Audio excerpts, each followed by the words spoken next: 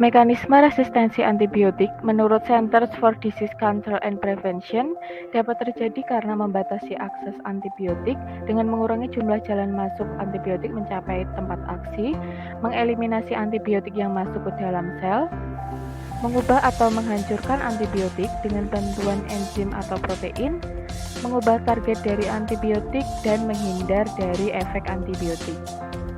Penggunaan antibiotik secara bijak menurut Kemenkes RI tahun 2020 dapat dilakukan dengan menggunakan resep dokter.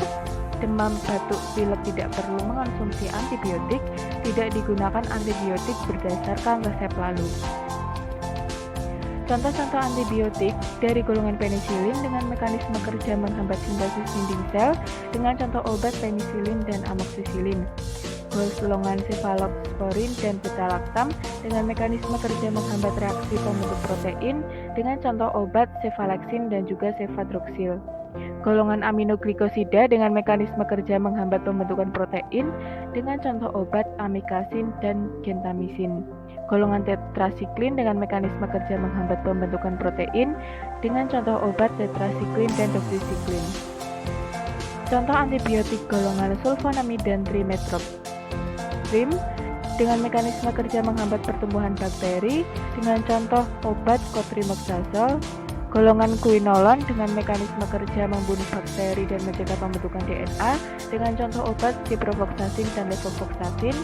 Golongan makrolida dengan mekanisme kerja obat menghambat pembentukan protein dengan contoh obat azithromycin dan erythromycin.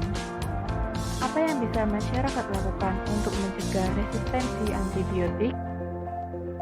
Mencegah timbulnya infeksi dengan cara menjaga kebersihan, mencuci tangan dengan benar, dan melakukan vaksinasi. Konsumsi antibiotik hanya jika diresepkan oleh dokter atau tenaga kesehatan. Jangan pernah menggunakan atau berbagi antibiotik bersama-sama. Jangan pernah menggunakan antibiotik sisa, dan selalu habiskan antibiotik jika sudah diresepkan oleh dokter. Terima kasih sudah menyimak materi dari kami. Semoga materi yang dapat disampaikan bisa bermanfaat untuk kita semua. Created using Powtoon.